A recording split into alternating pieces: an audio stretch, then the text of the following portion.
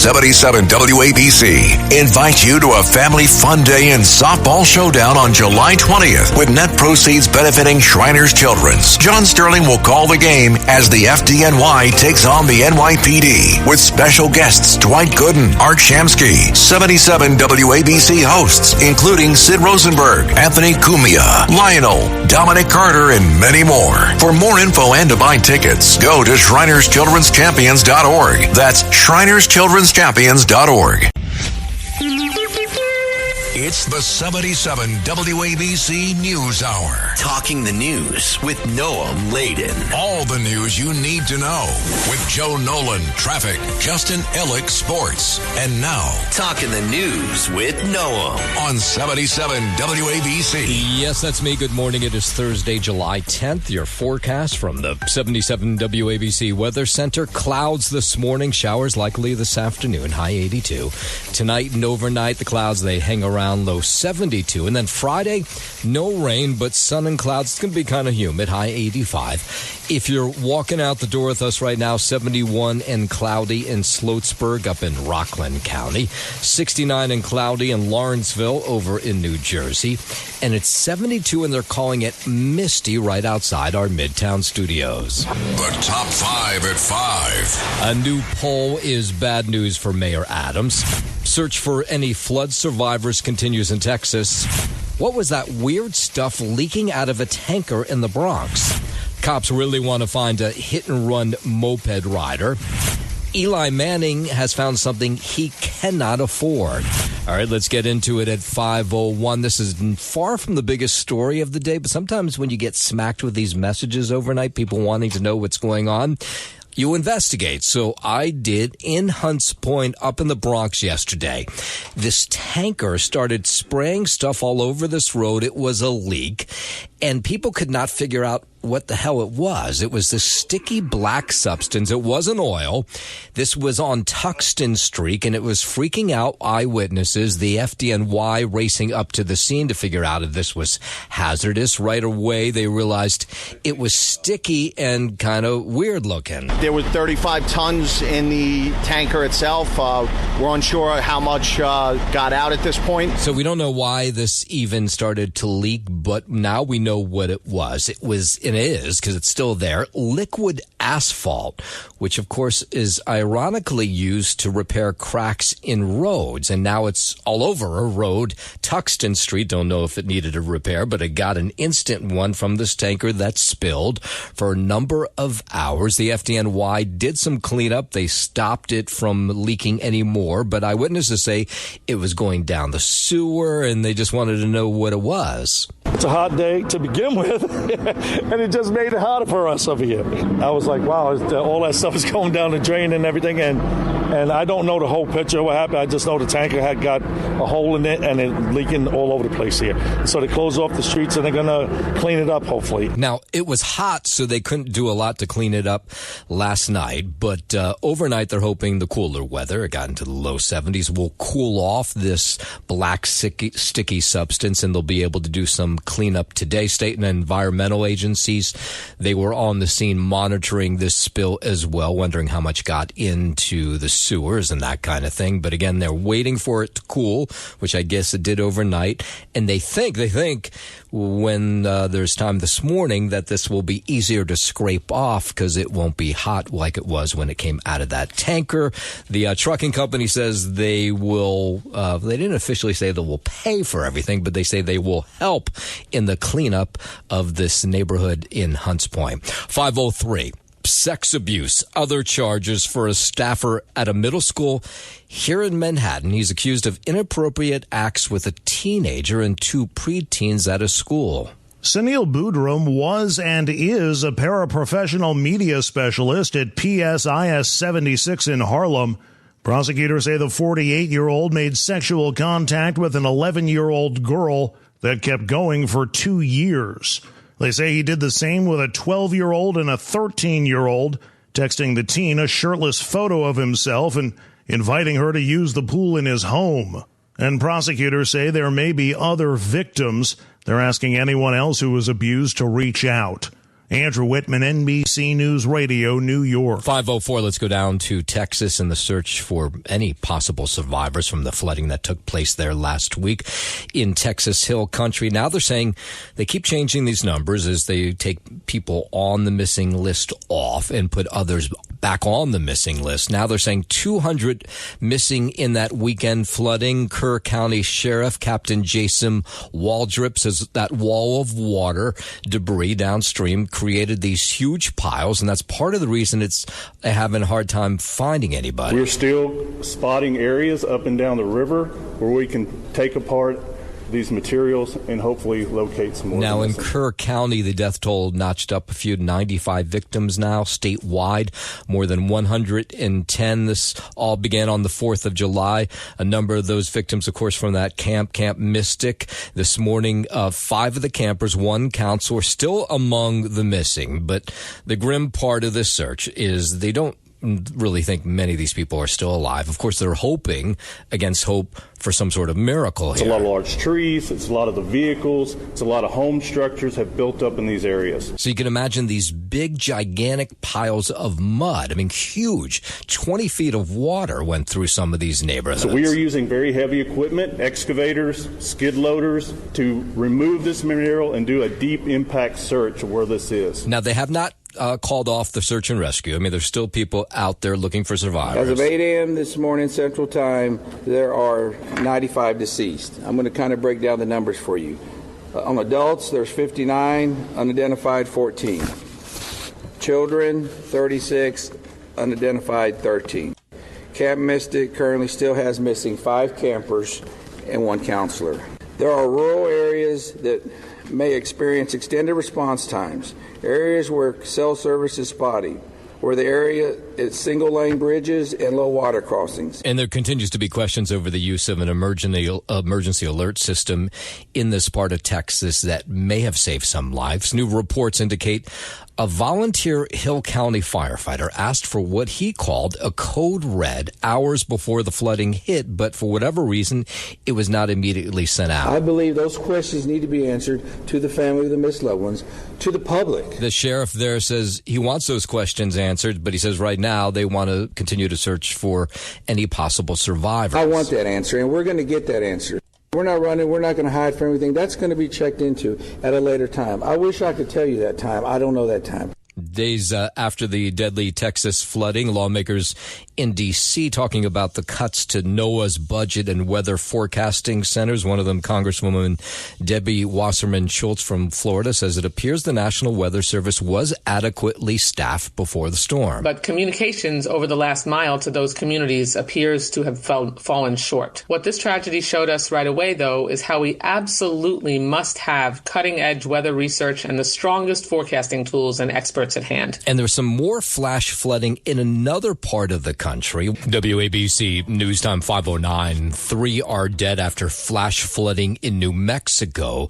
The East mayor, her name is Lynn Crawford, she gave an update on the deaths there. The victims include an adult male, approximately 40 to 50 years old, that we're still identifying, a 7-year-old male child, a 4-year-old female child. Historic floods hitting the small mountain community. It's about 180 miles south of Albuquerque. The river crest at 20 feet. There were dozens of water rescue, search and rescue operations took place throughout the night. Those three people have been hospitalized. Multiple emergency warnings were sent out all day, but apparently some sort of outdoor system that sends off an alarm, that did not activate for some reason. We have 3 individuals that were transported to Lincoln County Medical Center for treatment. All 3 patients are currently in stable condition. The USGS, the United States Geological Survey gauge at Hollywood in the Rio Ruidoso crested at a historical high of 20 feet. Now, with that flooding in Texas and the flooding in New Mexico, you can imagine all eyes are on President Trump's pick to head NOAA, which includes the National Weather Service. And this individual who's up, Neil Jacobs is his name, he says the fatal flooding in Texas should be a wake-up call. He says if he is confirmed, he'll make upgrades to weather forecasting. I'd also love to advance and modernize NOAA weather radio. No weather radio saved my life in 1996. Yeah, and he told senators on Capitol Hill yesterday on a camping trip his NOAA weather radio issued an alert. He got people out of a campsite that was destroyed. I was at a campsite in Florida, and it issued a tornado alert. I drove around the campsite and held my horn down and told as many people as I could to leave. When we went back to the campsite, it was nothing but bare dirt. Jacobs promising that, if confirmed, staffing at local weather service offices would be a priority for him. 5:11. Down to Washington, where former President Biden's White House physician not cooperating with Congress. The House Oversight Committee chair criticizing Dr. Kevin O'Connor's decision not to answer any questions on Capitol Hill on Wednesday. So, what Dr. O'Connor did today only added fuel to the fire, that there was a cover-up and that, Joe Biden wasn't mentally fit to serve as President of the United States. Dr. O'Connor subpoenaed as part of a Republican-led investigation into Biden's mental fitness while in office. In a statement, O'Connor's lawyer said he asserted the physician-patient privilege as well as his right under the Fifth Amendment to the Constitution. We have a constitutional right that anyone who may be under fire can invoke. I think that he did what any good lawyer would advise him to do. That's Texas Democratic Congresswoman Jasmine Crockett, who was defending Dr. O'Connor's choice not to answer questions yesterday. 5:12, 6 Secret Service agents have been suspended following the attempted assassination of President Trump in Pennsylvania last year. And of course, the first-year anniversary of that assassination attempt is on, this weekend, actually. According to multiple reports, the agency issued the suspensions in the aftermath of the attempted shooting of Trump at a rally in the city of Butler. The then presidential candidate was left with minor injuries while one of the attendees at the rally was killed. The shooter, identified as Thomas Matthew Crooks, was killed by Secret Service agents. In the aftermath of the shooting, a review by the Department of Homeland Security revealed law enforcement breakdowns had left Trump vulnerable to an attempted assassination.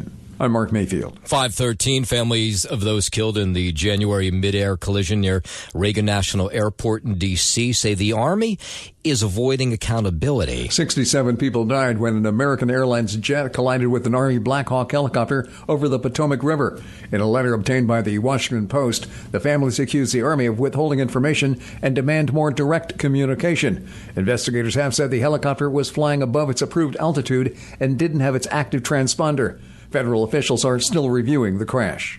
I'm Mark Mayfield. Let's go overseas. Russia intensifying its attacks on Ukraine, launching a major drone attack over the last couple of days. Correspondent Matt Bodner reports it comes less than 24 hours after President Trump aired his frustrations with Russian President Vladimir Putin for making little progress towards peace. A month ago, Trump still seemed hopeful for a deal with President Vladimir Putin, but his mood appears to be rapidly souring. The two last spoke on July 3rd, and Trump said on Monday that he was, quote, not happy and, quote, disappointed with Putin's continued attacks on Ukraine. Now, what the Ukrainian Air Force is telling us is the Russian military fired 728 drones along with 13 missiles towards the city of Lutsk, which was hit hardest by these strikes. Russia's defense minister says the air bases and those military targets were only military actions on the part of Ukraine. So in other words, they're saying they just hit military installations in Ukraine. But Ukraine says that's not true. So there's a back and forth there. Also this week, Trump appeared to reverse a July 1st decision by the Pentagon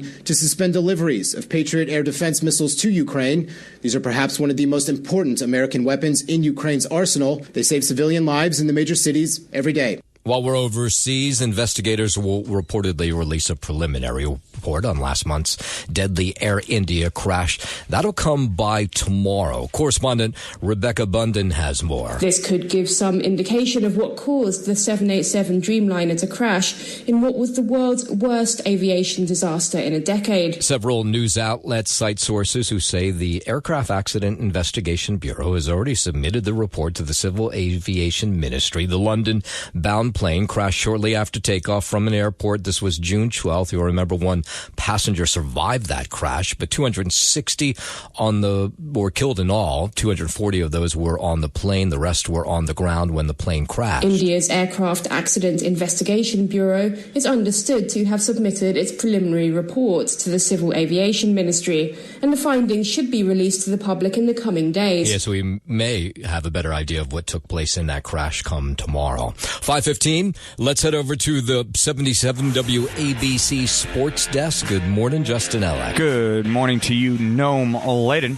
Started on the diamond in the Bronx, Jazz Chisholm Jr. homered twice, drove in 4 runs, and Cam Schlitter won his impressive Major League debut as the Yankees beat the Seattle Mariners 9-6, securing a series win to boot. Jason Dominguez had 3 hits, including an RBI single, and Aaron Judge added a 2-run double to help the Yankees overcome 4 Seattle homers. New York has won 3 straight, following its second 6-game losing streak since mid-June.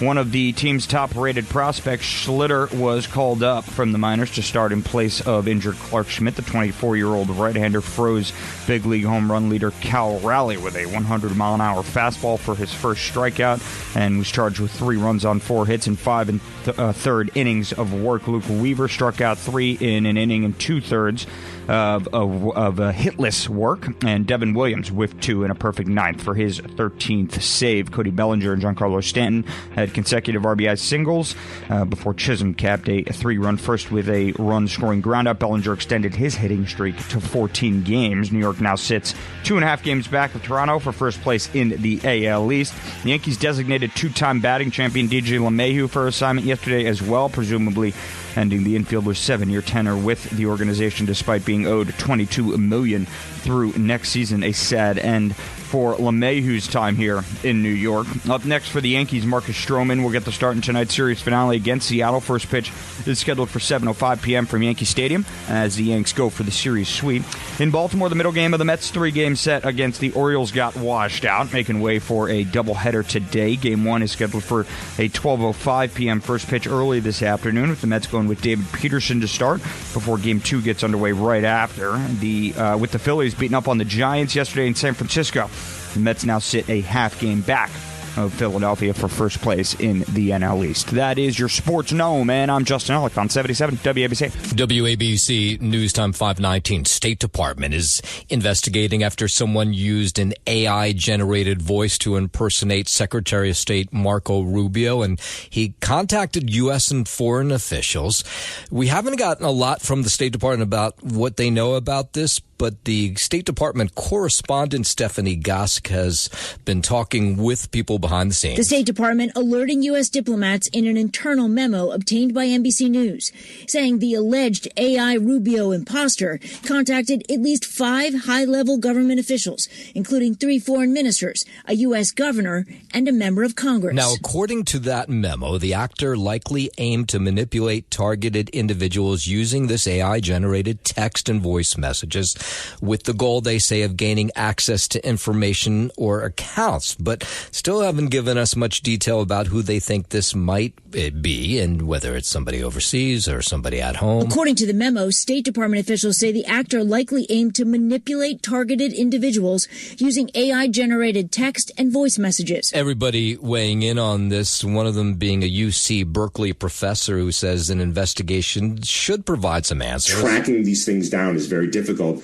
but also extremely important. We want to know who is carrying out these attacks on our government officials. Yeah, of course we want to know who's behind it. Think about the geopolitical implications. Think about the national security implications, where you are now on a call giving up top secret information because you don't know who you're talking to anymore. Well, they thought they were talking to Marco Rubio. It's kind of a wild story. 5:21. We were just getting this in. Actually, we had heard that George Santos was set to report to prison, the disgraced former congressman, and now we're getting word from him this morning in a statement that, yes, he will report to prison today. He's headed to prison, and he has the statement he just put out a short time ago that he says, if he dies while serving his sentence, that wasn't his plan. And I'll read you his actual quote. He says, I'm heading to prison, folks, and I need you to hear this loud and clear. I'm not suicidal. I'm not depressed. I have no intentions of harming myself. He just posted this on X, which was formerly Twitter. Santos was sentenced to 87 months behind bars back in April for copping to wired fraud and aggravated identity theft in a Long Island courtroom. So he was given until July 25th to surrender, but apparently he's going to surrender as of today. Well, this is what he's saying. So he did say if anything happens to him, It's not his doing, he continues to say in this tweet that he sent out. He then goes on to talk about that he is gay, and he talks about how gay people behind bars take a lot of abuse. So he wants you to know he's not depressed. He's okay. If he ends up dead, he's telling us to do a full-on investigation. It continues always with George Santos. You never know what you're going to get. Maybe we'll get more from him, but just reading that off of Twitter this morning. 522, President Trump does not hold a high opinion of the former CIA director and former FBI director. Very dishonest people. They're crooked as hell. The president was asked about a Fox News report that the Department of Justice opening this criminal probe into former FBI Chief James Comey and CIA Director John Brennan. The pair reportedly looked at for potential wrongdoing related to the investigation into claims of Russian interference in the 2016 election. Maybe they have to pay a price for that. I believe they are truly bad people and dishonest people. The president says he doesn't know much about this reporting, but he says whatever happens there happens. 523, down to South Carolina, where California Governor Gavin Newsom has spent a couple days. He's finishing up a tour of South Carolina. Speaking to state Democrats, he painted himself as an anti-Trump guy. We cannot let him win. We cannot allow him to win. So that's why I'm here. Now, Newsom has been repeatedly asked about his political plans, and he's downplayed a potential run for the White House. South Carolina Congressman Jim Clyburn, who was on this tour, may have let the cat out of the bag. He introduced Newsom yesterday, saying he was welcoming candidates who are running for president. This presidency will end in 18 months if we step up and step into this void. Yes, so he says he won't say that he's running for president. It clearly seems like he's going to, or he's thinking about it. He says President Trump is putting America in reverse. They're trying to bring us back to a pre-1960s world on voting rights. You know it well. Civil rights. Yeah, 524, he's out there. It seems like he's running for president. The Trump administration suing California over the alleged Title IX violations. The Education Secretary Linda McMahon says this is why that people put this administration into the White House. This is something that President Trump campaigned on. His promises made and promises kept. I think it's just it is just totally unfair to have men competing against women. Administration filed a lawsuit against California Department of Education, California Interscholastic Federation. White House wants an injunction on the state's policy that allows transgender athletes to compete in women's sports. It comes after the Department of Education recently found that California had violated Title IX. Here's more from Education Secretary Linda McMahon. We told Governor Newsom that we'd be investigating these violations. We found California to be in violation of Title IX. Sometimes you just have to let them know that you're putting teeth into what you're doing. This is not idle threats. We mean business. 525, White House Chief of Staff Susie Wiles says President Trump and Elon Musk had a great thing until their troublesome ending. Trump and Musk engaged in a public feud last month after the billionaire left his role at the White House and blasted the Republican-backed mega bill recently signed into law by the president. Wiles was asked how she would describe the relationship and expressed that she didn't understand what went wrong between them. I'm Brian Shook. The CEO of X is stepping down. Ira Spitzer has more on that story. Linda Yaccarino announced her departure in a post on X, thanking Elon Musk and without giving a reason for the move. The former NBC Universal executive oversaw a tumultuous period in the company's history, which began with Musk's $44 billion purchase of Twitter in 2022, and that saw the staff reduced by around 75% and a loosening of speech restrictions on the platforms, all directives from Musk himself. Yaccarino then had the difficult task of appeasing advertisers who were nervous about the uptick in divisive and offensive content on the platform. Ira Spitzer, San Francisco. The Army says it's going to end most of its ceremonial horse units. 5 units in Arizona, California, Kansas, Oklahoma, and Texas will close in a move officials say will save $2 million a year. The Army says that money will now be used for weapons and training. There will still be 2 active units at the Military District of Washington and Joint Base San Antonio that'll participate in funeral services at Fort Sam Houston National Cemetery and Arlington National Cemetery. Most horses from the closed units will be adopted, while others may be donated to organizations. I'm Chris Caraggio. It's the 77 WABC News Hour. Talking the news with Noam Laden. All the news you need to know with Joe Nolan, traffic, Justin Ellick, sports. And now, Talking the news with Noam on 77 WABC. Yes, that's me. Good morning. It is Thursday, July 10th. Your forecast from the 77 WABC Weather Center. Clouds this morning, showers likely this afternoon, high 82. Tonight and overnight, those clouds hang around, low 72. And then Friday, sun and clouds, humid, high 85. If you are walking out the door with us right now, so happy you are. 71 cloudy in Sloatsburg up in Rockland County. 69 and cloudy in Lawrenceville over in New Jersey. And it's 71 broken clouds right outside our Midtown studios. We'll start this half hour in Brooklyn, where the search is on for a moped driver who hit and killed a 90-year-old man who was crossing the street in Sheepshead Bay. We're watching surveillance video of this elderly man. His name is Zohran Z. He was crossing the street when this motorized scooter going through this intersection knocks him off his feet. And the driver remained on the scene for about 3 minutes, which was the right thing to do. But then all of a sudden, he took off. Later, she died in the hospital. It could be your parents, anybody's parents. It's a shame. I am outraged by this. My community is outraged by this. Yeah, of course, anybody's outraged by that. How you leave a 90-year-old man lying on the street and drive away is beyond me. The accidents, of course, happening all too often, even as the Department of Transportation says they saw the fewest amount of traffic deaths ever in the first 6 months of 2025. But talk to anybody about these e-bikes and mopeds flying down the streets, and it can be awfully frightening. So yesterday, this crew of people went to the 61st precinct, and they asked for some answers. Have you found this individual who was on this moped? We're all outraged by this. It is time for accountability.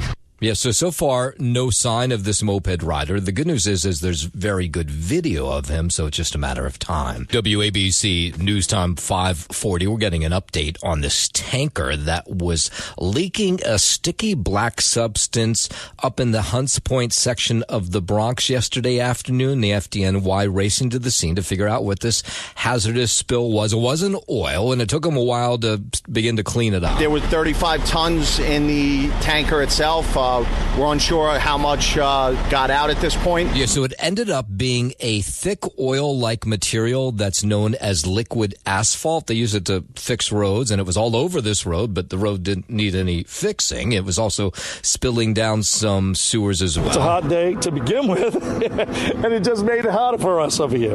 I was like, wow, all that stuff is going down the drain and everything, and I don't know the whole picture of what happened. I just know the tanker had got a hole in it, and it leaking all over the place here.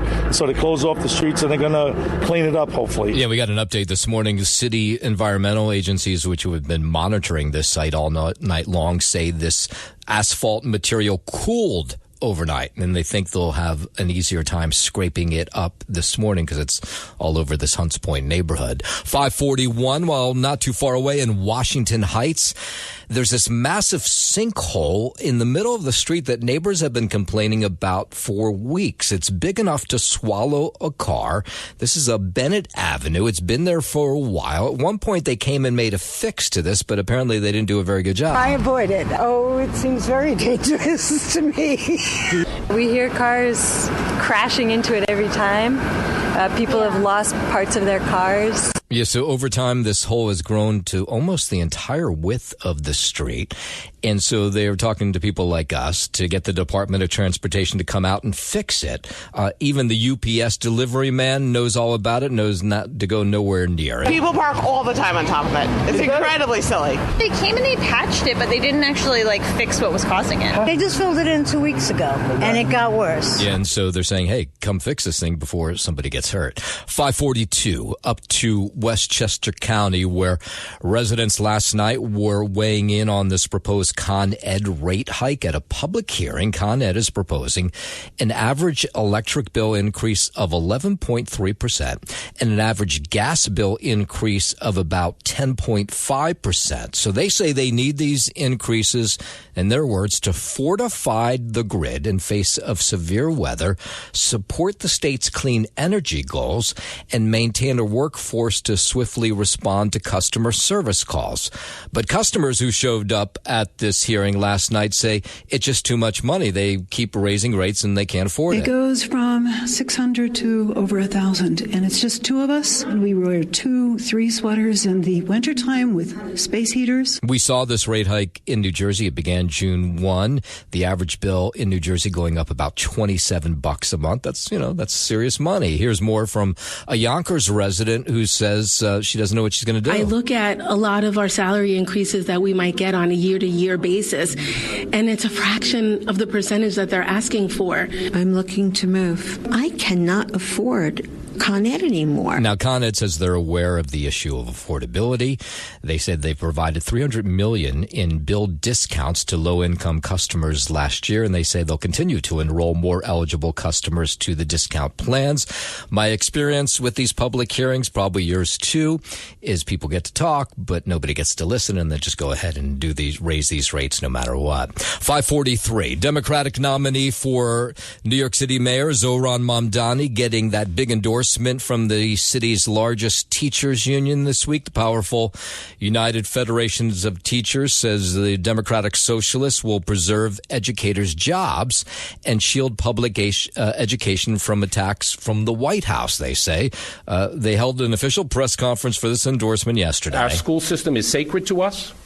We have always protected it, helped it grow, and we are looking forward to having a real partnership in City Hall with someone who truly will say, what do we need to do to support our school system? That's the UFT President Michael Mulgrew speaking while meeting with Mamdani yesterday. Mamdani says he looks forward to working with the union to fully fund the city schools. To fully fund our public schools. To ensure that every dollar we win, be it in City Hall or in Albany, for the purpose of our education is actually going into our classrooms.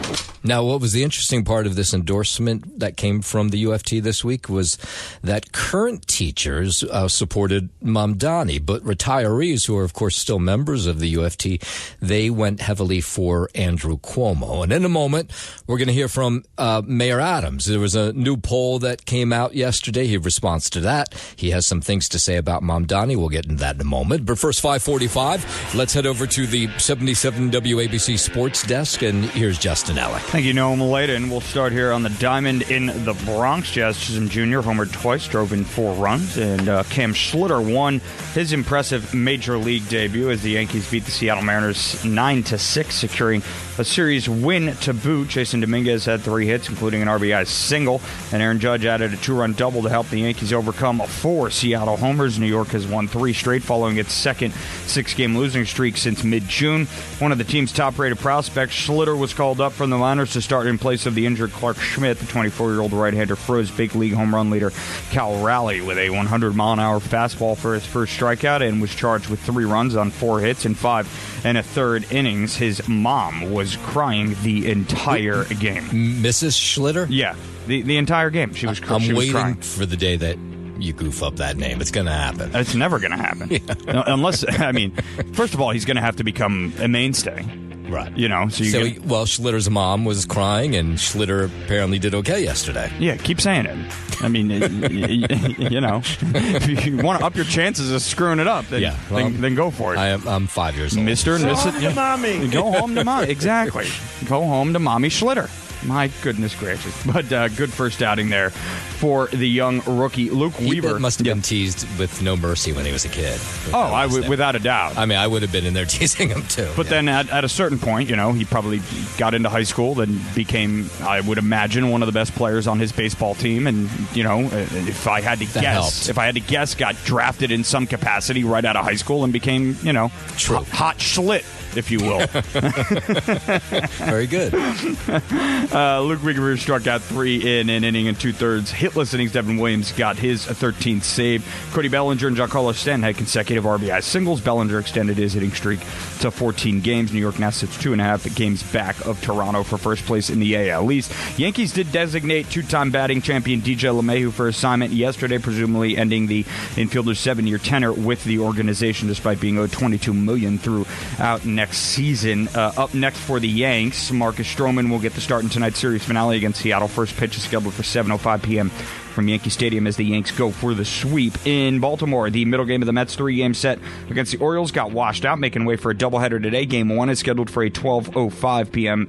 First pitch early this afternoon. The Mets going with David Peterson to start before Game 2 gets underway thereafter. And with the Phillies beating up on the Giants yesterday in San Fran, the Mets now sit a half game back of Philadelphia for first place in the NL East. That is your Sports Gnome, and I'm Justin Ellick on 77 WABC. WABC News Time 5:50. Let's go back out to the campaign for mayor here in New York City. Mayor Adams saying again yesterday that he's the only candidate in the race. It's Andrew Cuomo, Mayor Adams, Curtis Sliwa, who can take down Zohran Mamdani. Here he was yesterday talking to News 12. Clearly, my level of expertise to my support of police and not to defund the police. My understanding that those who commit violent crimes should be on Rikers Island. He wants to empty Rikers Island. My belief that small businesses like bodegas and supermarkets are important. He wants to do government stores and put them out of business. Yeah, so he, in this interview, wanted to talk about Mamdani, nobody else in the race, again saying he's it. If he can't beat Mamdani, nobody can. I believe that the financial ecosystem, we need billionaires, we need low-income workers, so that we can have a combined ecosystem.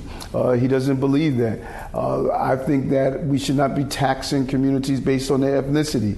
He believes differently. So New Yorkers are going to be able to say, who are we as a city? And there's a clear dividing line of who I am, my success, and this experiment that an academic elitist is going to try to bring to the city. But the mayor not happy, no doubt, with the numbers in this new mayoral poll that came out yesterday. Adams comes in last place in the Slingshot Strategy survey of New York City voters. The poll shows Democratic nominee Zohran Mamdani ahead of the pack, 35% of the vote, followed by former Governor Andrew Cuomo, second, 25%, Curtis Sliwa in third with 14%, and Adams in last place at 11%. Now, the new poll also found that his honor's support has cratered among the most demographic groups, including once reliable supporters, African Americans. Just 16% say they're now supporting the mayor in a general election, according to the poll.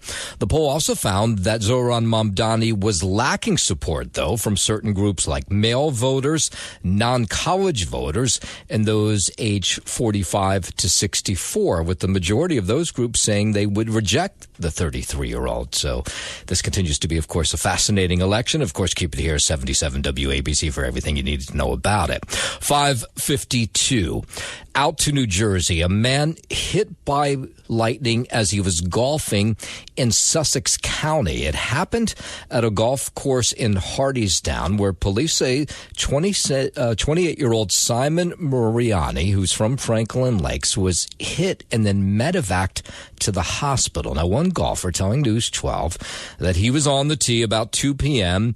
filming a funnel cloud when lightning struck about 300 yards away, and they knew something was wrong because everybody started running towards these golfers who were ahead of them. Just before 2 p.m., we were on the tee box on the 14th hole, and I'm filming, this crazy funnel cloud that's happening, and then all of a sudden a bolt of lightning hit right ahead of us, probably about 300 yards out. Lightning was happening for 30 minutes prior to that particular strike that hit the ground and hit the young individual who, had to be medevaced out. Of course, one of the worst places you could be when lightning strikes is a golf course. Not a lot of tree cover. Fellow golfers, off-duty firefighters jumped into action to perform CPR on this 28-year-old before emergency crews arrived. His condition so far, we tried to get some update this morning, could not get one. 5:53. An unlicensed and crowded daycare center up in Rockland County shut down after town inspectors found children being cared for under pretty dangerous dangerous conditions. Clarkstown officials holding a press conference yesterday to talk about this daycare center on Maple Avenue. The building apparently had a maximum occupancy of 33, but they found 69 kids and 21 adults inside. The town of Clarkstown discovered an illegally operating daycare with infants sleeping in a nightmarish, hellish conditions in imminent risk of danger. Police say part of the daycare was located under a tobacco shop, a windowless basement that housed portable playpens next to propane cylinders. These conditions were horrendous. 30 children in an unfinished basement with gas cans. That's not acceptable. Not at all. The daycare center has been closed. Criminal charges could be filed against the people who were running it. 5:54, former New York Giant quarterback Eli Manning turning down an opportunity to buy an ownership stake in the Giants franchise. Despite showing interest in purchasing a limited stake in the team back in February, Manning said yesterday that it's now too expensive for him. The Giants could be willing to sell as much as 10% of the team to a limited owner. Forbes' last valuation of the organization was $7.3 billion. It's a lot of cash. MetLife Stadium in the Meadowlands will be hosting a big soccer match this weekend, and President Trump plans to attend. President Trump telling reporters he'll be back near his old New Jersey Generals stomping grounds at the Sunday soccer match in East Rutherford, as that's when the FIFA Club World Cup final will be held. FIFA announced earlier this week it's opening an office at Trump Tower in Manhattan. MetLife Stadium, one of several U.S. venues that have been hosting FIFA Club World Cup games ahead of next year's 2026 World Cup, a national team tournament hosted by Canada, Mexico, and the U.S. James Flippin for 77 WABC News. Have you seen they are testing these self-driving taxis in New York City, which, I got to be honest, is frightening to me. People out on the streets of New York saying, wait a minute, really? Self-driving taxis in New York City? I mean, that's fine like somewhere in the suburbs. Self-driving cabs, not with it, no. If it could get me to work faster right now, I'd like it. I guess I'm just old. And this just seems ridiculous to me, and I don't see the point of it at all. I don't know. I don't trust these AI stuff. Okay, so it's not legal to have the car completely unmanned. So now as they do these testing of the unmanned vehicles, there is somebody in the driver's seat, I guess, if something goes wrong. But in the meantime, they're testing these out. When we look at all the stop-and-go traffic and we have all the pedestrians and you have children, it's just so much care that's needed. There's just too much going on, and nobody's paying attention to anything but themselves, and I can't see how a computer can handle that. Yeah, but maybe the computer can handle it better than an actual driver. The robo-taxis, or the Waymos, have been driving passengers around a bunch of cities across the country: San Francisco, Austin, Phoenix. New Yorkers, though, they say we are different than those places.